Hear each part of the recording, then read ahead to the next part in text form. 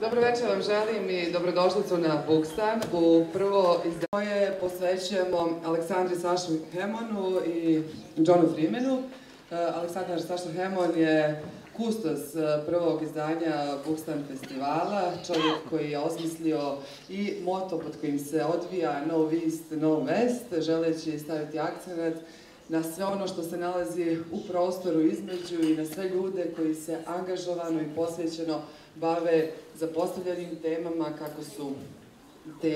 kako su teme a vezane za prava manjina, prava žena, za žene žrtve seksualnog nasilja i niz drugih. Beskrajno nam je drago da, zahvaljujući Hemonovom kuratorskom angažmanu na ovogodišnjem Bookstanu, imamo privilegiju da se nama tokom trajanja festivala sve vrijeme bude jedan od najznačajnijih američkih kritičara, urednika i autora John Freeman. Nešto više o našem dragom gostu i o svemu onome što su njegove ugodne obaveze tokom festivala reći ćemo nešto kasnije, a sada jedno malo iznenađenje za Aleksandra Sašu Hemona. S nama su večeras, uz ovu divnu i brojnu publiku, Vedran Vukotić, predsjednik, Amar Berjamović i Adnar Misimović, članovi uprave fudbalskog kluba Željezničari.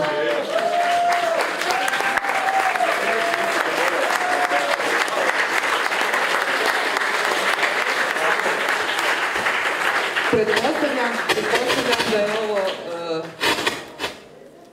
izraz odanosti. Ja obično nisam nakon ovakvu publiku, glavno na sportske novinare, ali dobro, u ime svih građana države je želio da vam se zahvalim što nas nikad niste zaboravili. Eto, hvala vam puno. I svako dobro. Možete još jedno slobodno. Alo, čujemo. U ime svih građana države je želio da se zahvalim gospodinu Hemonu što nas nikad nije zaboravio. Eto, hvala vam.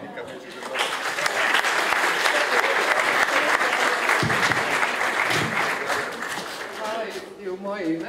A kao što sam rekla, kroz večerašnje druženje i predstavljanje knjige Kako su nastali ratovi zombija, povešće nas John Freeman, naš gost, a djelimično i domaćin. Kao što rekao, jedan od najznačajnijih urednika, čovjek koji ima iza sebe i autorski angažman. Njegova djela su prevedena na više od 20 jezika. Donedavno je bio i predsjednik Nacionalne asocijacije kritičara i kritičarki, čovjek koji je osnivač i glavni urednik časopisa Freemans. Družit će se s nama i večeras, ali tokom predstavljanja i drugih autora i autorica u okviru centralnog programa Bookstan festivala. Želim vam ugodno večer i druženje.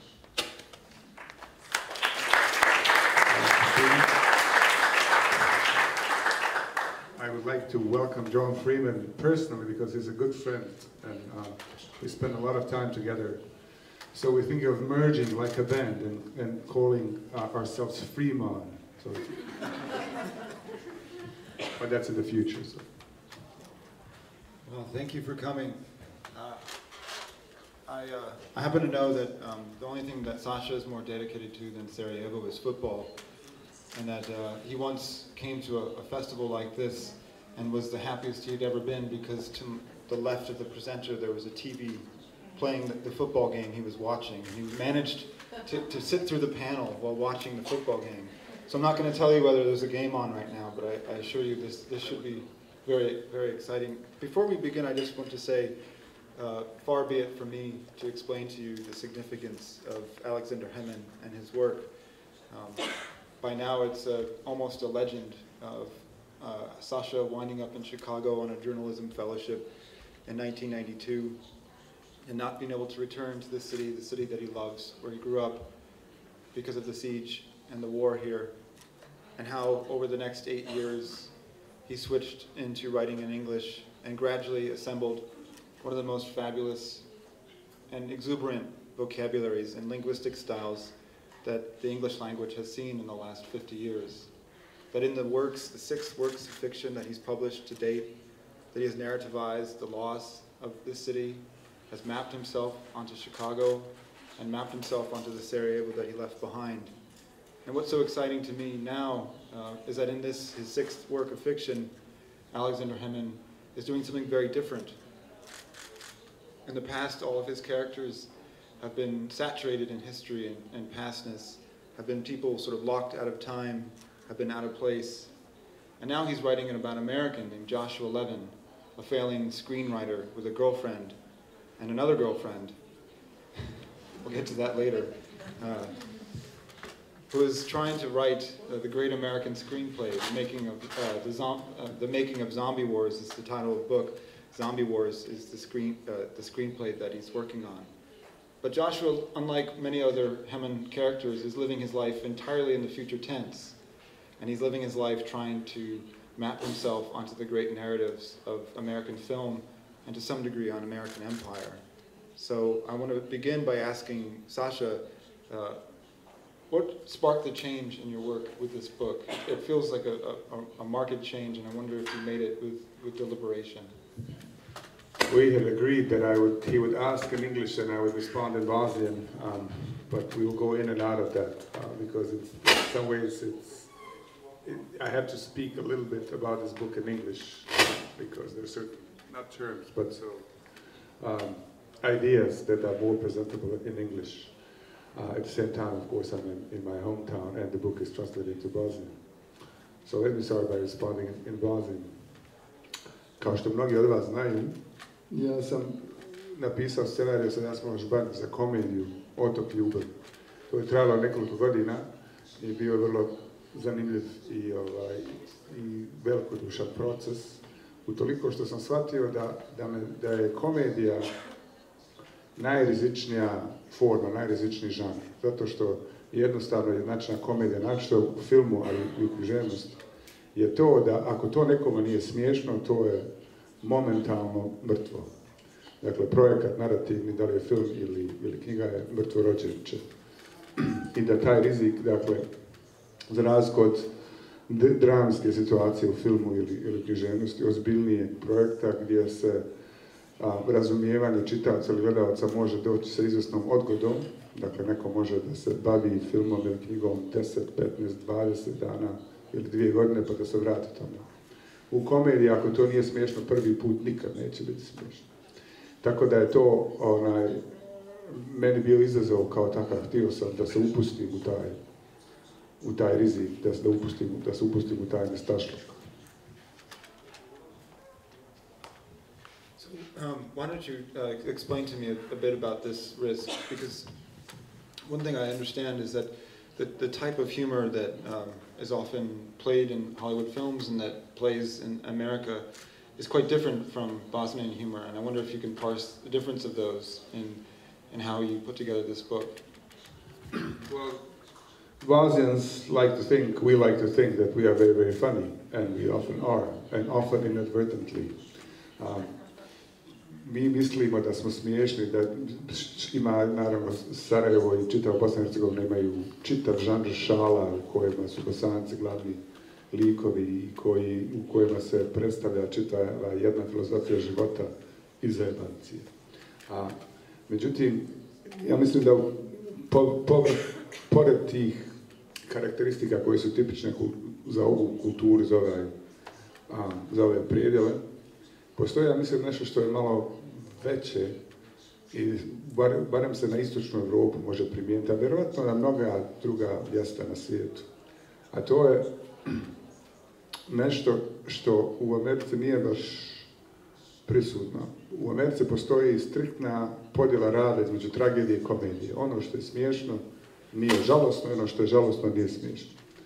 Dok, kao što kažem, kod nas ili barem u istočnoj Europi postoji preklapanje tih stvari. Dakle, stvari mogu da budu smiješne i žalosne istovremeno.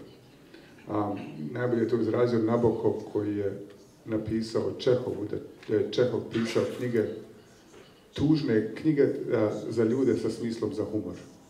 Da ljudi koji nemaju smisla za humor ne mogu da shvate tugu u njegovim knjigama. I ja mislim da se to vrijedi i obrnuto za Čehova sigurno, a i na ovim prostorima da Čehov, a i mnogi od nas, pišu smiješne knjige za ljude koji su iskusili tugu i žalost svog života. Tako da neke stvari nisu smiješne ako nije bilo iskustva tuge i žalosti.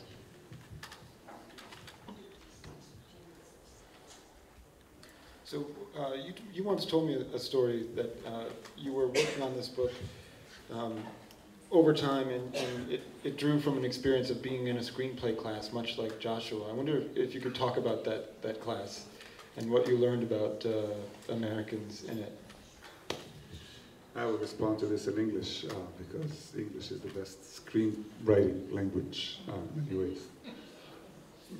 Because I wanted, one of the things I wanted to do with this book was to have a plot so that event B follows from event A and event C from event B, so that there's a causal relation between things that happen in the book, so that you can't move something that from chapter 10 and move it to chapter 1 because something would be out of order. And because I am not good at thinking in terms of plot, I like to think inside language and people's minds. I thought that I could develop a plot if I signed up for a screenwriting workshop in my neighborhood in Chicago. And it was on a whim. I was walking down the street and I saw an advertisement for a screenwriting workshop, and I walked in and signed up. And so this guy, the teacher, he was so funny that at some point I was crazy that I was writing lines that he was delivering to talking to other people in the workshop. And I used those lines in the book. I wasn't just developing a script and a plot, because in the workshop like that, and this is the only workshop I've ever taken, in a workshop like that, you have to turn in pages. So that every week you have to have a certain number of pages, different from the previous week. So I had to think of what happens next in a week. That was very stimulating. But this guy was also, people kept dropping out of the course. At the end there was only 3 of us. And the minimum was 6, but he would not quit, this guy. Paul was his name. And then the other 2, there was a woman the first workshop, and I thought God loved me for when she showed up. She wanted to write a screenplay based on an experience of a guy who lived in a shack in Idaho for 47 years, communing with angels and God directly. In other words, it was completely insane. But she also, so she was, pitching this story to discuss in the workshop, and she said that at some point this guy was transported to God's throne. He was transported to heaven and God's throne. And so Paul, the teacher, said, "Oh, that's going to be expensive." And then I was so happy that she was in the workshop.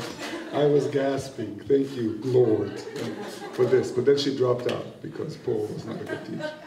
Anyway, I never experienced, one of the things that I loved about that was that, and I don't mean this in a condescending way, that these people were amateurs, so there were no feasibility limits. That is, they did not think whether this could be done or not. This was all kind of play. They were imagining themselves as screenwriters and one day doing these things. Whereas I was a professional, right? I still, and then and now, I test projects in terms of ideas, in terms of feasibility. I would not write a script that features God's throne in it, because I would think, whoa, that's too expensive. So that was so refreshing, and I enjoyed it very much. The action of the book takes place over a short while, and Joshua is writing Zombie Wars, going to this class. But as his life begins to fall apart, he has an affair with one of his ESL students. He teaches an English class. He begins to constantly develop other screenplay ideas on the fly as he's listening to people and thinking. Here's an example of one of them. Script idea number 11. A gay pitcher sells his soul to the devil to play in the World Series. The price, he has to turn straight. Title, At the Bat. And the book is littered with these things, and I wonder if part of what you're saying is that Joshua's screenplay is as ridiculous as these. Well, Joshua is, what was interesting to me is someone who never completes his thought. That is someone who's thinking but never produces a thought. That it was a narrative challenge, and it is, izgledalo mi, I'll switch to Bosnian. Htio sam da pišem o nekome ko razmišlja, ali nikad ne proizvodi misao.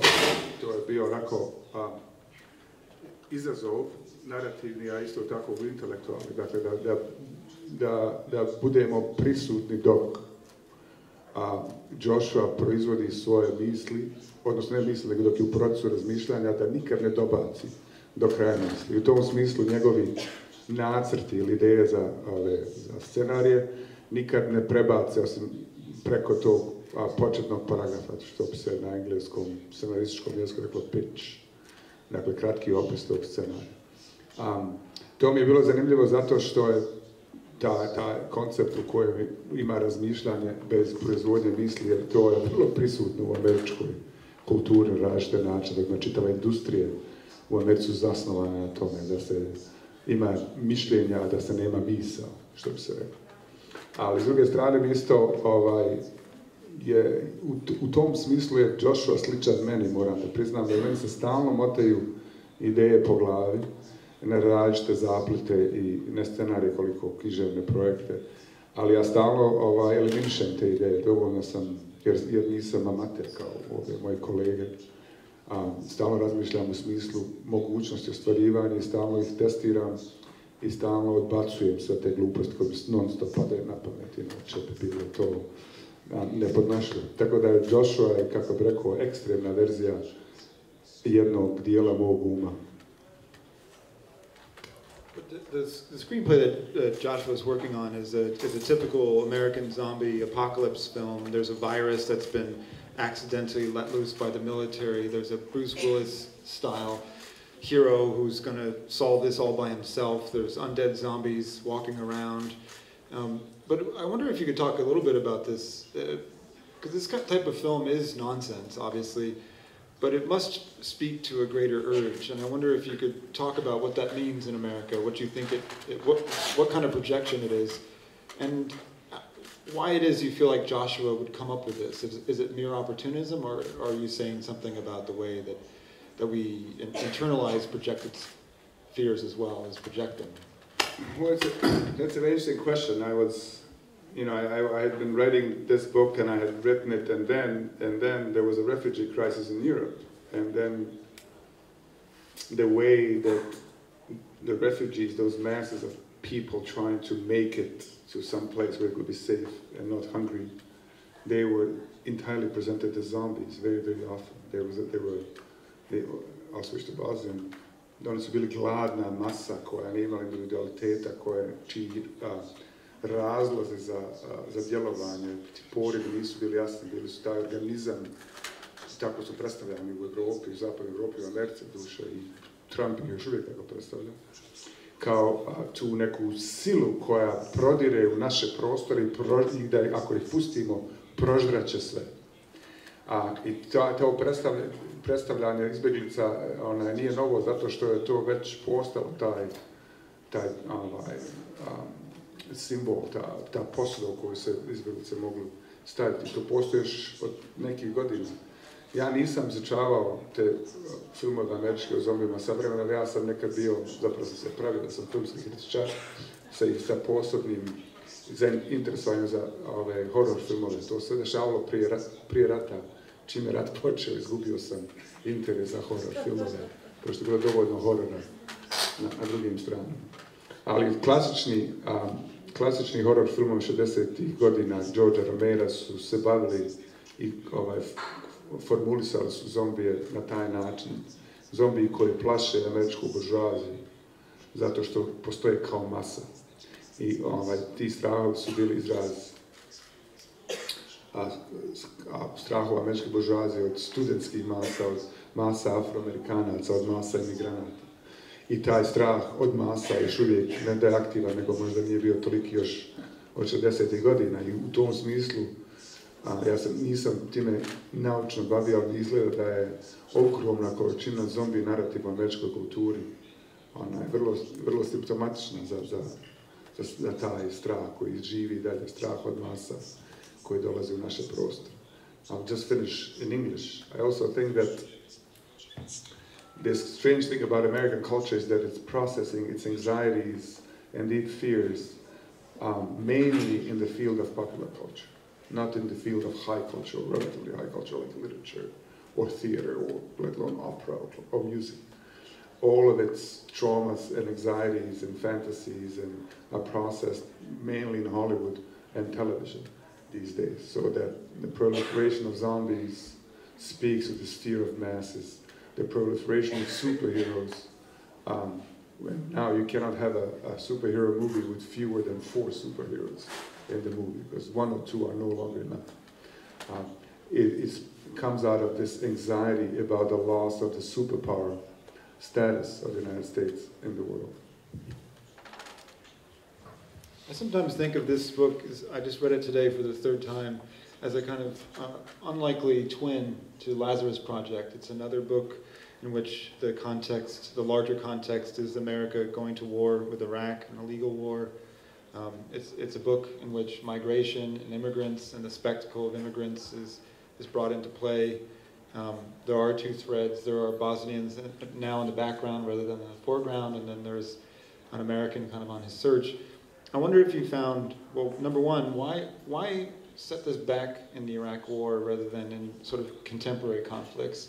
And 2, I wonder if you found by using humor you were able to say different things rather than the types of things you were able to say in the Lazarus Project about the way that the spectacle of violence and militarized police forces degrades public life.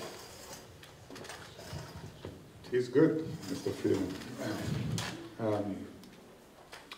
It is a kind of a parody of the Lazarus Project in some ways, complete with 2 guys at the center who are, parody, not parody, but they have a different relationship. They're different, but they have a similar relationship to the other 2 in the Lazarus Project. Zanimalo me sa stanovišta humora, zanimalo me ta pretvaranje bijesa u šegu. Zato što u Lazarusu, projektu Lazarus bilo je dosta bijesa, ja sam bio dosta ljut, još uvijek sam jako ljut zbog onoga što se desilo. Oko Iraka, invazija Iraka i laži koje su ove prethodile, laže i rasturanje Iraka i rasturanje mnogih stvari, što se sad dešava u svijetu i na Bliskom istoku je direktna posljedica imbecilnih akcija Georgea Busha i njegove ekipe. I ja to nikad nisam prebolio. Ja sam otišao, našao se u Americi zbog jednog rata, onda me je dočekao taj drugi rat sa mnogim istim strategijama i retorikom i propagandom i lažima. Svim tim stvarima. Nikako da sjednem na zelenu granu, što bi se reklo, kod nas. Ali isto nisam htio, tako da ja sam time na jedan način, zanima me jako kako je došlo do toga, kako smo dobacili u Americi da tako nešto bude prihvatljivo i kako onda smo dobacili do toga da može se sve to zaboraviti kao da se nije desilo. Jebi ga, rasturni Irak i Bliski istok, šta će se. Ali nisam htio da se ponavlja taj ton bijesa i ljutnje koji je bio koristan meni u Lazarusu. I htio sam da transformišem, da prebacim iz bijesa u šegu, jer sam shvatio negdje u nekom trenutku i dijelom zbog Steingarta, koji je to uradio u onom, ne znam se to gdje nije objavljeno, Little Failure u svom memoaru je postalo mi jasno kako je njegova sad njegov humor dolazi iz tog bola i bijesa zbog njegovog odnosa sa roditeljima. Htio sam da prebacim na stranu humora i da pojačam, da prevedem taj bijes na humor. As I mentioned just now, the Bosnians in the book are in the background rather than the foreground. And one of them is named Vega, who the screenwriting teacher keeps calling Bega. And he says, no, I'm Vega. I'm still... He calls him Vega, but he's called Bega. I just did it. It's a very important distinction. And you see him through Josh's eyes. You see him with the restricted language. You see him being defined entirely through an objectified and kind of opaque trauma, which Joshua has no ability to imagine beyond its visible symptoms, such as drinking and sweating. And I wonder, when you talk about your early days in Chicago, you often describe them humorously. Just the other day we were talking, and you were describing and telling me I needed to sleep more. You said, I learned to sleep standing up. And then you described to me how when you were a bicycle messenger, you would sit down and put your head down and your helmet in front of you, and take a 15-minute nap on the sidewalk. And on more than one occasion, someone dropped $1 into your hat. I work when I sleep. That's always a writer. That's right. But did when you were writing this book, try to imagine yourself to some degree from the outside with people that you knew? Well, I mean, writing any book, svaki pisac, barem pisac narativa i komplikovanih narativnih projekata kao što je roman, mora da zauzima svaku poziciju u knjizi. Dakle, ja sam na izvestan način, svi likovi u knjizu su na neki način bili negdje u mojoj glavi kao mogućnost ili kao posljedica moje prakse, što bi se rekao. Tako da, i to je jedna od ljepota pisanja. It's one of the great things about writing, that I can be many people at the same time. You can compensate for your mental disorder by creating interesting stories. U tom smislu je zanimljivo meni bilo da bude istovremeno i Bega i Joshua. I jedan i drugi su negdje u mojoj glavi locirani bili. Ali isto tako mi je bilo zanimljivo kod Bege i to će kod nas će publika to dobro shvatiti, da ima tip, ako niste pročitali knjigu, znate, ali uvijek ima neko ko je stručnjak za sve. Obično je to naravno muškarac koji zna sve. Što se meni dešavalo više, ja to ne zamjeram nikome, to je meni zanimljivo jer će korisno me kao piscu. Ja dođem iz Amerike ovdje, stručnjak meni objašnjava šta se dešava u Americi. I koji su odnosi. I sve mu je jasno odavde, uz pomoć pive i mnogo slobodnog vremena. Tako da sam ja htio u Begi da on ima drugi dimenzije, ali to je bila važna dimenzija, da on uvijek stalno objašnjava Joshu stvari u Americi. Objašnjava zašto postoje superheroji i zašto Amerikanci ne mogu da izaberu predsjednika sa više složenim imenom. I sve te stvari, to mi je bilo mnogo zabavno. I also feel like you're saying something about trauma here. Joshua's girlfriend, Kimmy, is a sort of specialist in treating people who deal with trauma. Joshua's landlord is a U.S. Marine veteran who has PTSD, who deals with it by playing Guns N' Roses quite loudly and occasionally sniffing Josh's underpants on the side. And they're surrounded by a culture in which the Iraq War is presented to them as entertainment. And it seems to me that over the course of the book that trauma becomes almost like a commodity that is emptied by its circulation as a sign, as a symptom of life within the U.S. in that possible moment. Well, one of the things that happens with traumas is that to those who make it to the surface of public consciousness, they tend to be part of the narrative, as in popular culture, where what happened in the past can be transcended by agency now. So, in other words, trauma as motivation to be a better person. Trauma kao motivacija da se prebaci preko ograničenja u ovom datom trenutku, tako da od superheroja pa do drugih heroja u američkim narativima, trauma nikad je bolna samo do određene granice, a onda se na izvestan način, to je čest trop, odnosno narativna situacija u američkim narativima, je to da u trenutku teškoće, kad trauma pritisne, kad posle traume dobace, onda se junak trzne i svojom voljom pređe na drugu stranu, izvan domašaja traume. I to naravno na ovim prostorima, i ljudi sa ovih prostora znaju da to nije tako jednostavno. Ali isto tako postoji, there's a context for all that the great American myth is that the myth of transcending adverse circumstances. And any story can be reduced to that, from slaves, runaway slaves who managed to escape slavery, so they were, in that way, they were Americans, as good Americans as Ronald Reagan, who escaped his own stupidity. Writing has progressed. You've also developed a sort of and engaged with the theory of mind, which I think is a very interesting thing to be sort of dealing with simultaneous to two projects. One, writing a book narrativizing your past in Sarajevo and your arrival and subsequent life in Chicago.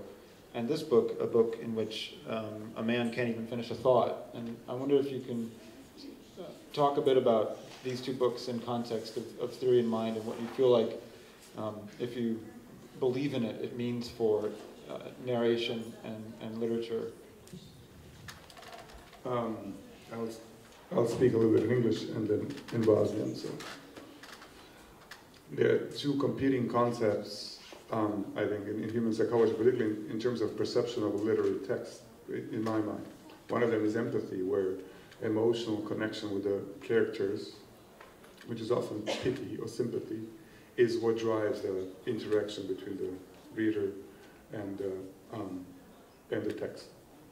And this favors kind of narratives where the ideal character in a book is a victim, and an ideal victim is a completely passive victim, that is, someone who doesn't do anything and for that is empathized with and is very, very liked by the empathizer. And this I have a great problem with. And there's a list of books I hate violently because of that. But the other concept is theory of mind, and they overlap to a certain degree. And these are psychological concepts, mind you. Empathy is something that we all, unless we are Karadzic, developed as babies and children, so that my daughter, when she hears a baby crying in the other room, she gets upset by it and wants to see what happens, because there's a kind of emotional communication. But in art operates differently. It's a different space for the mind. And in that sense, the concept of theory of mind, and this is a psychological concept that deals with the fact that most of us, unless we are Karadzic, communicate with other people with the assumption that this other person, whoever they may be, have a mind different from ours. Different feelings, different backgrounds, different thoughts, different ideas, different emotions, different desires, different, all these things. And so, in other words, I don't think, and this might look easy to many people here, to us here, but it's a complete mystery to someone like Trump. This means that I talk to someone knowing that they don't think what I think, and they do not experience the world the way I experience the world.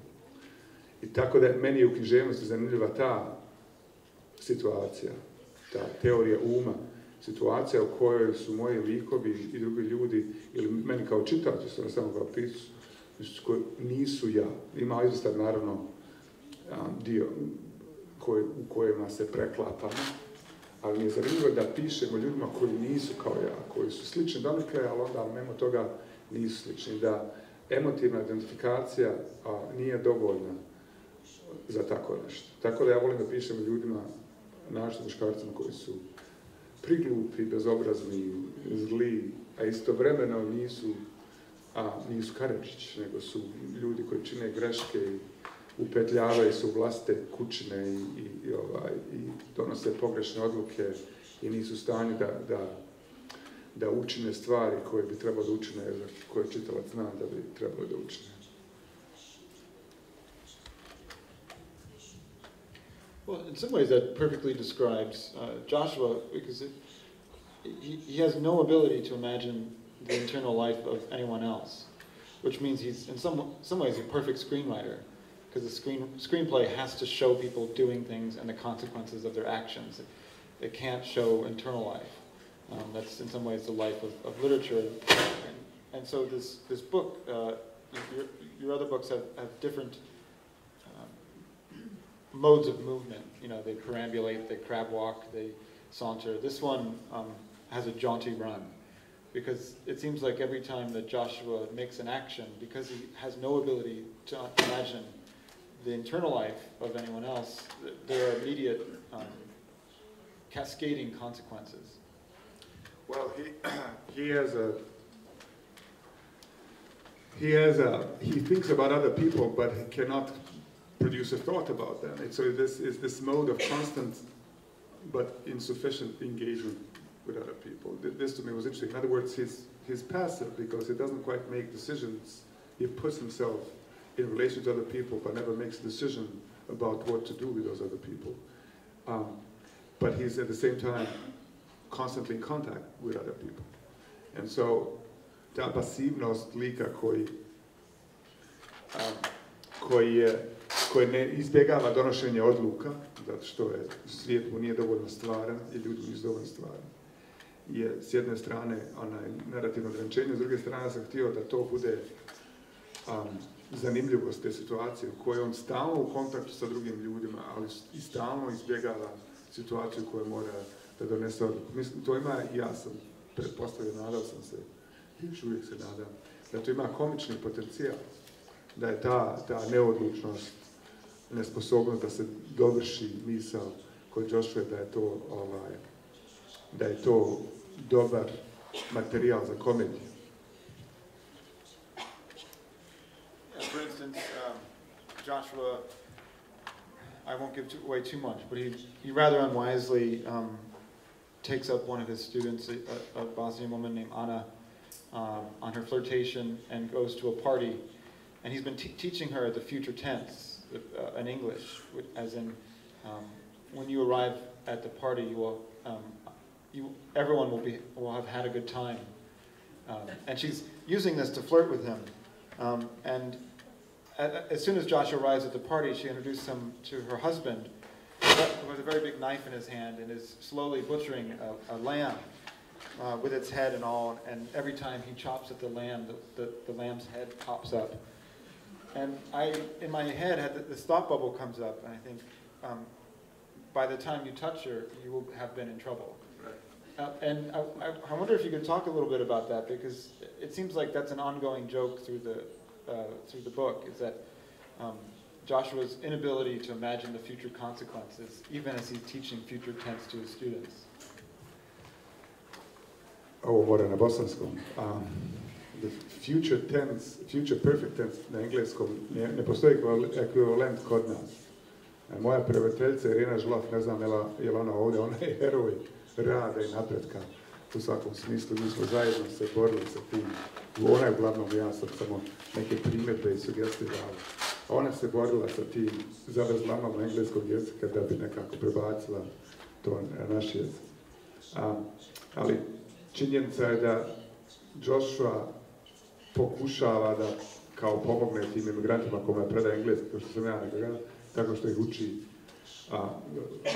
glagolskim vremenima, ali da primjena tih glagolskih vremena je potpuno druga stvar. Dakle, postoji stvarni svijet u kojem se ta glagolska vremena moraju primijeniti. Ja sam nekad predavao engleski imigrantima i sjećam se da je, ja s njima pričao o tome kako da se izvade vozačke dozvole, šta je rasizam u Americi.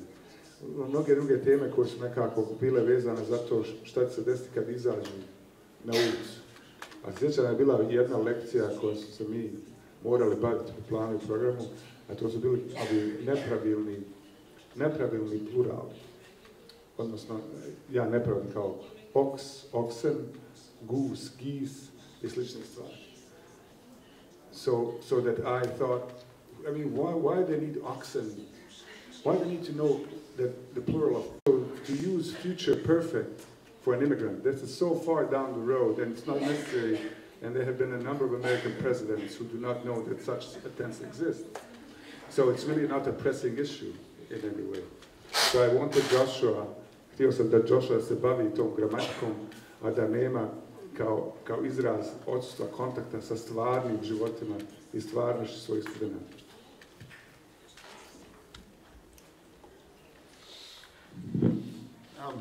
So one of the sentences that happens in future tense in the book is one of the ESL students says, "By the time I am 75, I will have had my knees replaced." And I wonder if you can talk a little bit about, you write a column here, you've written about Trump in the U.S., you've written this book and Lazarus Project, and even though we have a different president currently, the the U.S. empire proceeds apace, and it seems like the U.S. empire has a problem with future tense. And I wonder if that's part of the comment that you're making in this. Well, I think one of the things that I want to deal with in this book is that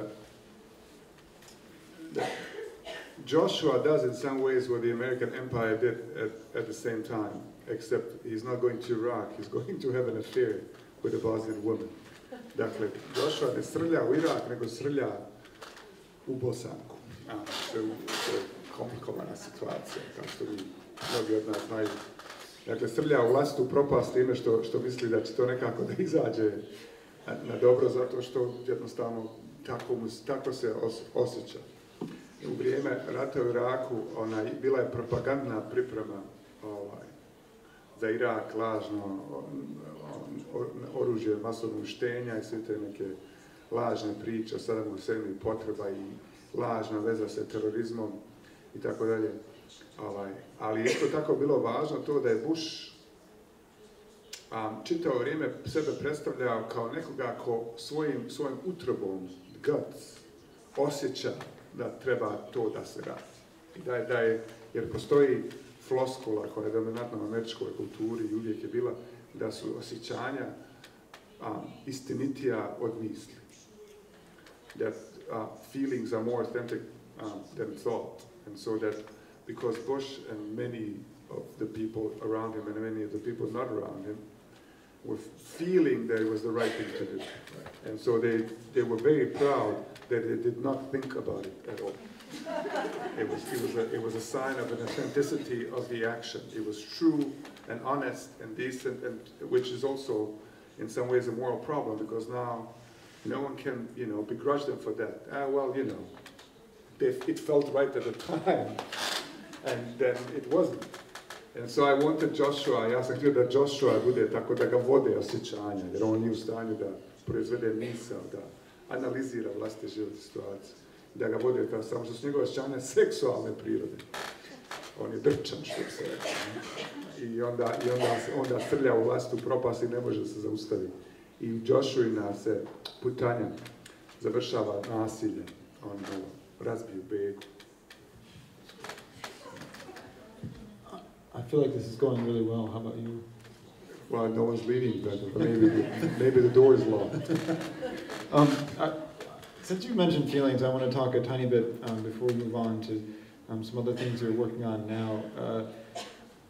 We once talked a tiny bit about how when you switched over to writing in English, you looked back at what you had written originally in fiction, not in nonfiction. And I know those barriers are smaller here in Bosnian, and you decided you wanted to write with a different style, that you found one paragraph that had sort of evoked through the senses a feeling of being in the world. And I wonder if you could just differentiate between that, between how we create reality with our sight and our smell and our senses, and what's different between that and this slightly degraded form of believing we're thinking when we're feeling. Ovo ću na bosanskom. Ja sam otišao u Ameriku 92. kao mladi novinar, ali sam imao književne ambicije, neke su mi priče bile objavljene, čak i neka poezija. I onda kad sam našao u Americi, onda sam se bavio, odnosno pokušao sam odlučiti da pišem na engleskom, jer je ovdje bila opsada rata, ja nisam mogao da o tome pišem još uvijek. Nisam bio u kontaktu sa jezikom, iskustvom ljudi. Tako da vrijeme nisam uopšte pisao. I onda borio sam se mentalno i tu i tamo sam neke skice pravio, ali to nije ništa valjalo. Ali onda sam, i sve ono što sam prije pisao po pitanju književnosti, to mi se ništa nije sviđalo, to sam sve bacio, i poezija je bila grozna, i proza, sve je bilo. Međutim, pošto sam imao neke od tih svojih rukopisa, ja sam prije rata za tadašnje naše dane pisao kolumnu, nekih 7 kolumni koje se zvale Sarajevo Republika. U jednoj od tih kolumni koja se bavila filmom, koji svi dobro znamo, Walter brani Sarajevo, bio je paragraf u kojem sam ja opisivao odlazak moje škole, mog razreda, škole 29. novembra, na projekciju tog filma u kinoare. I to je bio jedan paragraf, i ja kad sam to ponovo pročitao, taj paragraf je bio doživljen, pun detalja, a istovremeno je, ne mogu se sjetiti svih detalja, mislim čime se paragraf sad bavio, ali je sadržavao je to iskustvo gledanja tog filma Walter Lansa. I to je bio jedini model koji sam imao. Kad sam to pročitao ponovo, shvatio sam, ovo ovako hoću da pišem. Which points at the fact that many writers think that what they're writing is not good or it is good, and then over time, these things sort themselves out. When I teach writing to my students in the United States, or American students in Paris, I always tell them no writing is ever wasted. They think in terms of achieving goals and finishing things, and in terms of gradual improvement, incremental improvement, but that's not how it works. What I thought, ono što ja mislio da je odlična književnost koja se u Ameriku bilo je smeće, a jedan paragraf u članku, pa sam ja bio sam ponosan kod članka, je sadržavao upute za buduće projekte. I want to talk a tiny bit about the other people that we have coming here. You know, like you, all of them have two homes. Rabi Al-Amadeen, at least, you know, Rabi Al-Amadeen lives in San Francisco, but Beirut is his Sarajevo to many degrees. The same is true of Rabi Haj, where he lives in Montreal, but Beirut is also his home. Kamala Shamsi is a British citizen, but Karachi is her home. And this is increasingly true of many people. And I wonder if you could talk a tiny bit about why you felt compelled to bring these writers here at this time, and to what degree having many homes changes the way that, as a storyteller, you engage with or refute notions of nationality. Well, I mean, it is not insignificant that, you know, Rabi and Rabia are Lebanese, and if you shop for similarity in the world between Bosnians and some other nations, the Lebanese come on the top any day of the week. Right? We are really the Lebanese of Europe, or Southeastern Europe, or they're the Bosnians of the Middle East, in many ways. So there's that. Ali s druge strane, mene zanima i u tom smislu lebanonski pisci posebno zanimljivo, jer je multikulturalno prisustvo ne samo religija, nego i jezika, i imperija, i okupatora, i historija, i granica, i susjeda, i klasa, gdje ima i siromašni, oni elitni, i ne mislim to u lošem smislu. Ono što sam ja shvatio na izvestan način silom prilika kad sam bio izmješten iz Sarajeva, to je da se ljudska bića sastoje od slojeva. Kao što se istorija sastoji od slojeva, kao što se Sarajevo sastoji od slojeva. Da nikad nije jedna, i da gradovi kao Sarajevo, zapravo svi dobri gradovi na svijetu, od Pariza i Sarajeva i Beiruta do Tokija i ne znam, Kuala Lumpur, pretpostavljam kad nisam bio tamo, ili Buenos Aires, da se sformiraju ljudi i gradovi i prostor tako se slažu slojevi, kako vrijeme prolazi.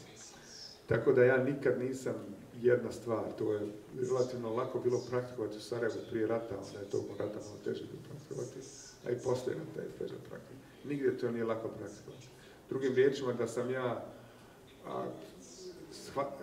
shvatio sam se ja komplikovan, da je ta komplikacija zapravo prednost, da je vrlo teško organizirati te komplikacije i balansirati i govoriti o njima i živjeti u njima, da se to ne osjeća kao hendikep izvjesne vrste. Ili u smislu onoga što smo govorili, o čemu smo govorili ranije, autentičnosti, da to ne izgleda kao neautentičnost.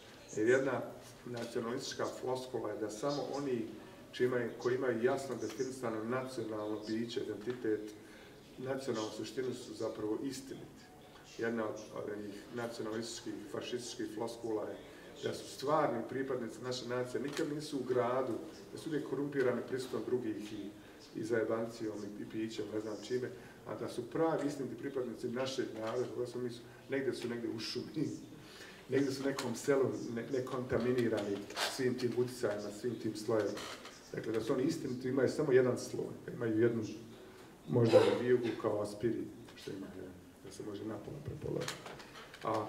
I tako je ono što ja naučio, o čemu se razmišljao zbog rata što se dešavalo u Sarajevu i zbog čega ja i dalje volim Sarajevo, iako je to ovdje komplikovanije praktikovati, u Americi postaje komplikovanije jer imaju Trumpovi i slični, je ta komplikacija. Svi pisci koje sam ja pozvao su moje prijatelja s dobrim dijelom, jer o ovim stvarima mi malo pričamo, ali uopšte ne moramo to jedno drugome da objašnjamo.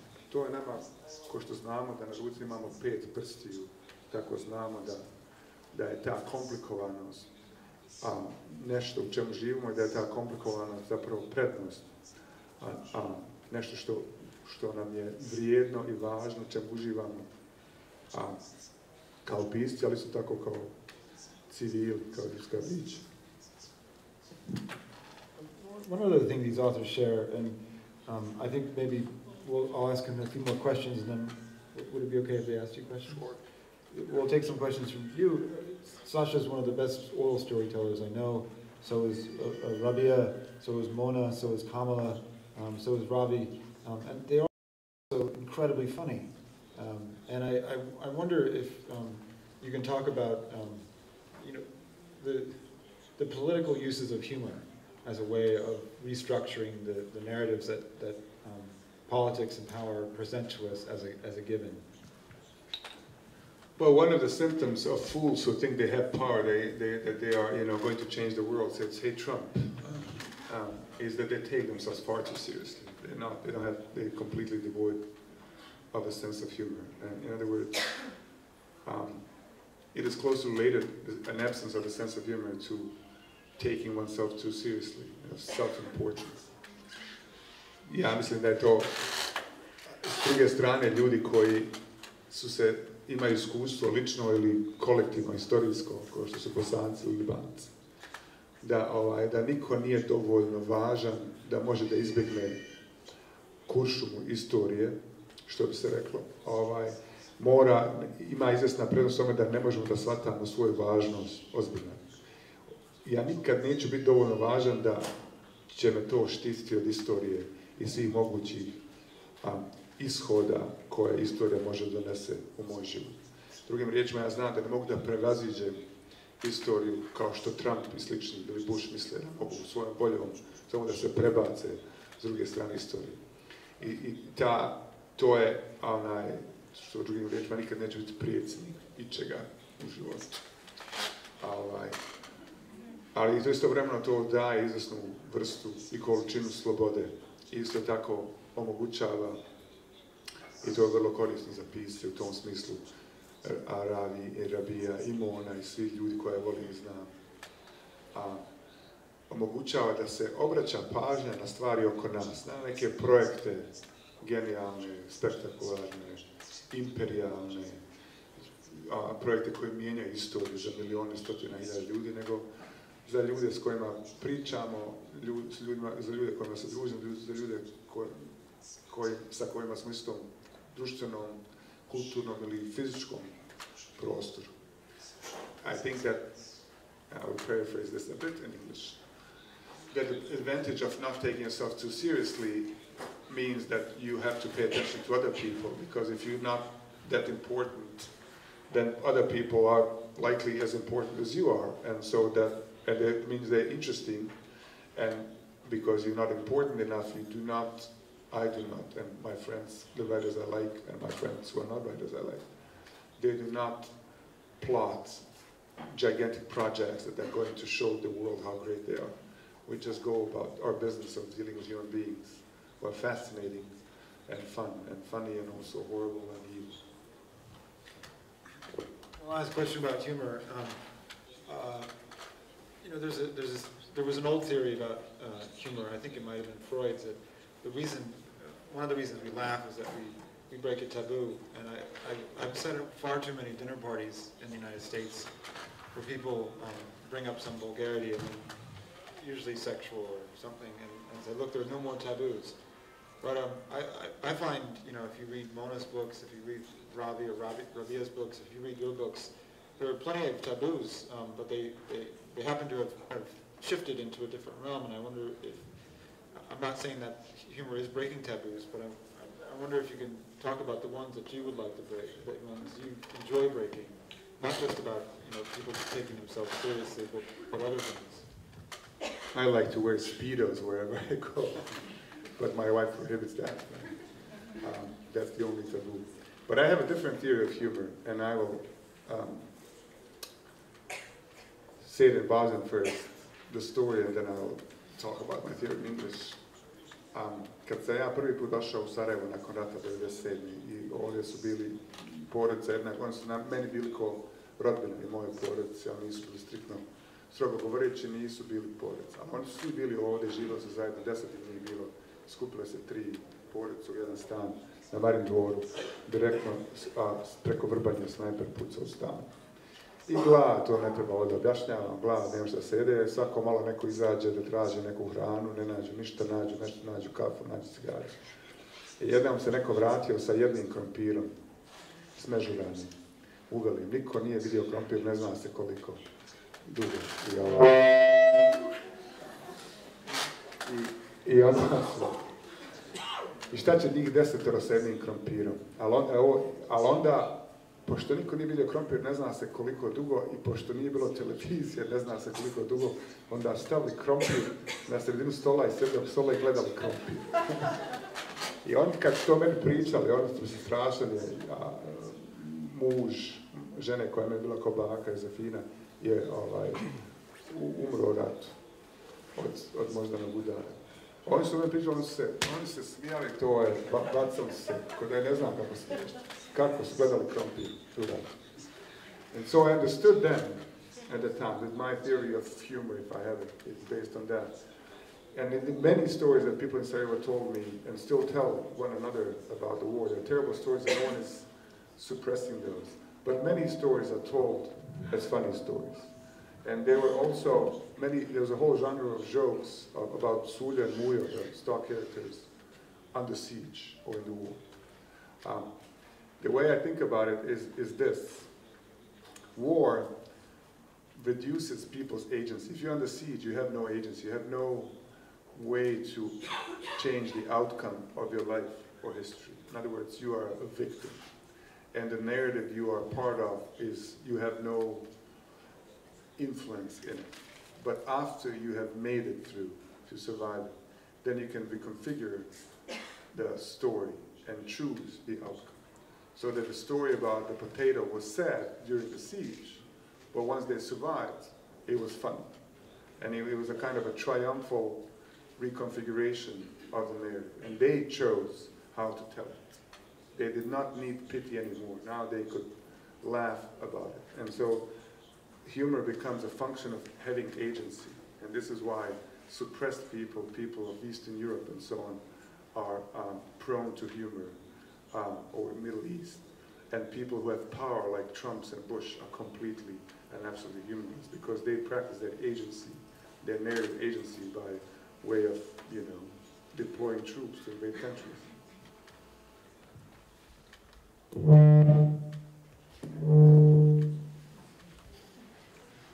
And now for this part of the program, one of us will be electrocuted.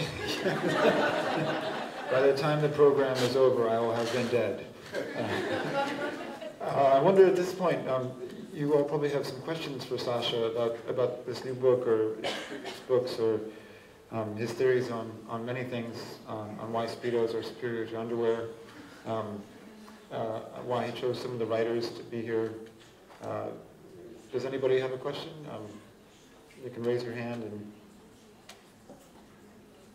Yes, in the front. I'm going to ask you this in Bosnian, if you don't mind. S obzirom da svako od nas vaš posljednji roman može kraj njega naime shvatiti na poseban način, na različit način. Dakle, s obzirom da kraj vašeg posljednjeg romana svako od nas, svako od čitalaca može shvatiti na različit način, već sam čitala neke od tumačenja. Zanima me vaše objašnjenje, perspektiva toga obrnutog diskursa narativa na samome kraju, kada taj scenarij preuzima narativni diskurs romana i obratno. Pa hvala na pitanju. Hvala vam. Odgovorit ću na bosanskom, ako je pitanje bosanskom. Za one koji nisu pročitali roman, postoji izvjesna inverzija na kraju romana, mijenjaju se stvari, ali neću ići u detalje. Ali, nije to previše, neću reći da se dešava, ali postoji, to znači da Joshua prebaci na svoj scenaristički totalno, to se na kraju dešava, da ne odajem više.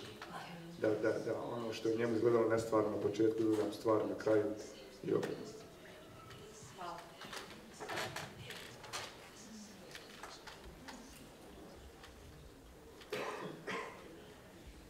Now for electrocution.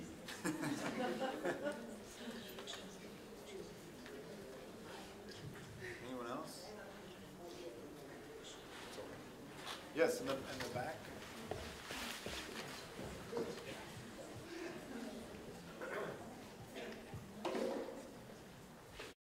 Jedno pitanje koje nije vezano za roman, sorry. U zadnjih 20 godina živimo jedan, a u recimo zadnjih 10-15 godina živimo jedan izrazito jednu antiintelektualističku stvarnost. Kako u političkom, tako i u nekom kulturnom smislu. Pa me zanima kako ti kao intelektualac se nosiš sa tim u zadnjih recimo 5 godina, a sa Trumpom je to sada eskaliralo. U zadnjih 5 godina to se događa u kompletnom zapadnom, recimo to tako, svijetu. Pa evo, zanima me kako se ti nosiš sa intelektualističkim tendencijama u politički i u kulturi. Pa mislim, to jeste činjenica da je došlo do jačanja tih antiintelektualističkih tendencija, a to nije usmjereno protiv intelektualaca, nego usmjereno protiv misli, odnosno razmišljanja. To je dobro, zanimljivo pitanje, ja mogu da pričam o tome čitavu noć, ali neću. Ja mislim da je ovo suštinska stvar, da je protivljenje javnom razmišljanju misli kao obliku djelovanja u društvu i u svijetu, direktno proporcionalno i vezano za suzbijanje demokratije i za podrivanje demokratije kao oblika društvenog uređenja. U idealnoj demokratiji svaki građanin ima kritičke sposobnosti na osnovu uz pomoć kojih može da djeluje u društvu i u kulturi na druge načine. To zahtjeva jednakost uma, odnosno umova u društvu. Tako žene i muškarca, i homoseksualca, i heteroseksualca, i bilo koga na rasponu ljudskih bića u datom društvu je jednako vrijedan i da se svaki od tih umova učestvuje u razmjeni ideja i jezika i projekata i kulture sa drugim umom. U trenutku kad se, to nikad nije bilo postala kao idealna situacija, takva demokratija, ali u situaciji u kojoj zapravo to isti proces samo se dešava na različitim planovima, je hijerarhiziranje društva gdje se suzbijaju prava ili hijerarhiziranje društva, suzbija prava homoseksualaca ili žena gdje se podrivaju prava pojedinaca na osnovu nekih transcendentalnih moralnih principa kao što je religija ili ideologija, zahtijeva da se ima za posljedicu suzbijanje misli, razmišljanja, javnog razmišljanja kao oblika djelovanja u demokratiji. To onda tako dovodi do potrebe za vođom, recimo, jer vođa zna. Dovodi do ukidanja kulture kao domena unutar kojeg se obavlja taj dio demokratskog procesa. Dovodi do napada fizičkog i svakog drugog na one koji se ne uklapaju u taj dominantni model. Antilektualizam, drugim riječima, antidemokratski, suštinski, vezane za tu antidemokratsku, za antidemokratske tendencije. Vjerojatno su te tendencije prve došle, pa su posljedica toga. Jer ono što je zanimljivo za Trumpa, ono vezano za Trumpa, nije samo njegov antiintelektualizam, jer on je idiot, naravno, nikad život nije King pročito, nego bilo kakvu knjigu, osim o sebi, knjigu koju je napisao s pomoć drugog pisa, nego je njegov antidemokratske tendencije su više su, kako upadljive, a i to jedno je s drugim vezano.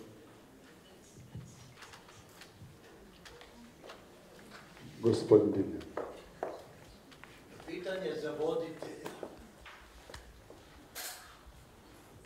Šta mislite, tu ste u Bosni, šta je bolje biti glup ili ćelav?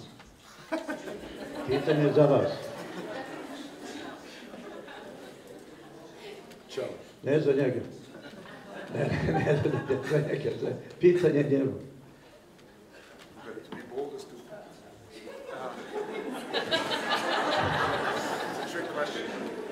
Hemon je odgovorio ćelav. Ne, bolje biti glup jer se ne primećuje.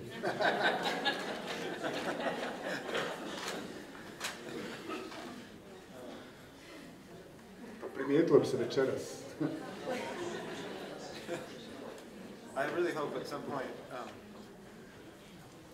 Rabi Al-Madin and Rabi Haj get up here, because I've seen them trade one-line jokes. That was stupid but not bold. But I've seen Rabi Al-Madin and Rabi Haj trade one-line jokes for upwards of 20 minutes. Each one stupider than the next, but funnier. I wanted to get back to something unfunny that I thought of while you asked that question over there. And it's related, I think, to anti-intellectualism, but a person of color is shot and killed twice a day in the United States by the police. There are increasing numbers of hate crimes against Muslims. There are increasing numbers of hate crimes against homosexuals. There are transsexuals. There is an epidemic of violence against women, of rape, and simultaneous to the spectacle of black men being shot while being held down, you have the spectacle of a college student leaving, basically getting off with no punishment. Are these things related to? Are they beyond anti-intellectualism? As in, is there some kind of, in the United States, do you feel pushback against not just democratizing forces, but the idea of what constitutes a human being or a citizen? It's a complicated question. Well, I think that, that what is happening in the United States, to my mind, is that a certain segment of population represented by Trump and a vast majority of Republican Party members and supporters is that they have come to a realization that very soon white majority will not be enough to win election, which means that the dominant hierarchy or dominant structure in which whiteness was a privilege will have to be reconfigured. And so this is one of the last elections in which they might still be mathematically able to win with a white majority. This is why Trump is so racist. It's not just because he's an idiot, though he is. It is also because he needs every white vote he can get. And so that this violence is consequence of an increasing rage. Most of it comes from one end, but it also, this is how, as we know here, it is never without a response. And the cynical strategy of Trump and the Republican Party and people behind them is that now they're addicted to conflict. They cannot quit. They have to crank it up at every level. They need that kind of violence for the project to work out. They need to divide people along some, ultimately arbitrary lines so that our people will vote against them, right? Not for us, because Trump, like all the nationalists here, they have no project. There's no project. None of the nationalists here had a project of a better society of any kind. I'll speak about this in Bosnian because I'm too lazy to translate. Ali ja sam, recimo, prije izbora 2009. se vozio se po Bosni iz nekog razloga i sjećam se, sasvim slučajno su bili parole HDZ-a u Hercegovini, kao ne propaganda, nego platforma prije izbora. I ja nikako, dok se vozio razmišljao o tom, nikako da nisam mogao da shvatim šta to oni nude ljudima na tim izborima, šta je program. Da barem lažu, Americi lažu, bit će bolje, svi će imati posao. Ili svi će da imaju pristup zdravstvenom osiguranju, do čega je Obama dobacio. A u 2009. parole na tim izbornim panoima koja se prolazi bili su ne dajemo postignuto, ne, sačuvajmo postignuto i ne dajemo svoje. To je program. Šta je postignuto, to niko ne zna. Postignuta je teritorijalna podjela, to je postignuta. A ne dajemo svoje, to je zapravo ista stvar. Dakle, nacionalistički diskurs omogućava da se ujedini glasačko tijelo na osnovu identifikacije u odnosu na one druge.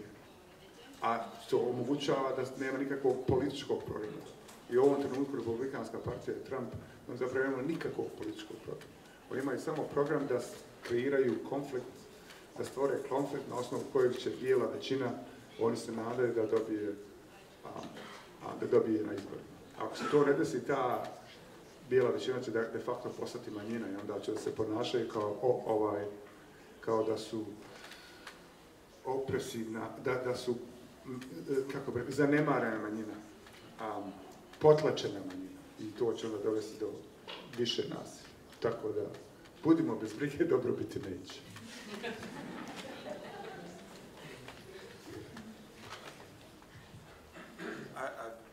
I'm from California. I can't end on that note. In this book, you use a really wonderful phrase, hope is like corn syrup, it burns fast and it is addictive. But is there an aspartame for hope? You know, is there some kind of non-hope-based intellectual sense that you can give to the audience? Is it simply that by simply telling stories and politically engaging that we can prevent potential disasters from stupidity, or should we end on a really down note? Well, this is Bosnia. It can end on a down note. There's no problem with that at all. Everything ends on a down note. But I think that the alternative concept to hope, and it's hard to understand this in Bosnia, u Americi je nada i onaj floskula koja vlada, da se na kraju filma, ili na kraju knjige, ili na kraju političkog govora, na kraju bilo čega treba da bude neka nada. There has to be hope. Inače nije dobro. I toliko puta sam ja na javnim prirodama poput ove, neki su govorili kako, ne znam, kako moje knjige na kraju nemaju baš previše nade. A kao da im ja objasnim što se dešava na kraju, da im pokažem gdje je nade, jer ne mogu da nađu. Kako da je spaze. So hope is, you know, it's suspect to me. As soon as a lot of people agree on something, I become suspicious of it. But I think the better concept, and Ta-Nehisi quotes in the book that we all know well in the United States, Between Me and the World, he offers the alternative concept. I mean, I thought of it before, and I was very glad to hear or read what he said. The alternative concept is struggle, borba. Neka bude borba neprestana. Dakle, ne borba kao nasilje, nego borba u smislu konstantnog angažmana sa svijetom, čiji se problemi neće riješiti za mog života sigurno, a vjerojatno nikada se neće riješiti. Za svaki od tih problema je konkretan i da nada tu može da pomaže, ali je recimo lokalno primjenljiva, da ne zavisi od mog emotivnog stanja, da borba i da moja sposobnost se bori ne zavisi od količine nade koja posjedujem ili ne posjedujem, nego da je to potreba. I da se ta borba zasniva, odnosno da su osnove te borbe su neki etički ili moralni ljudski princip, da se ja borim ne zato što imam ili nemam nade, nego zato što mislim da su neke stvari ispravne ili neispravne. Ili mislim da svijet može da bude bolji, ili može da ova zemlja bude bolja, ili da ovaj dan bude bolji. Da imaju stvari koje mogu da se urade i da je fokus na te stvari koje mogu da se urade, što zahtjeva dakle, borbu, da je to mnogo produktivni način da se tome pristupi. Hope has a kind of a pseudo-religious or religious dimension, that we just, we hold hands and hope together that things will happen. I don't know about that. We can hold hands, it's nice. But I would rather think of the things that we can do together about very specific problems or issues or places. In other words, to think in terms of projects that require work, and that work is likely to be difficult. To je nama naša borba dala. Well, on that note, I really hope you can struggle your way to the top of the stairs, and I hope you can find a copy of Sasha's book. The Making of Zombie Wars, it's out today in Bosnian. Thank you, Aleksandar Hemon. Thank you for coming.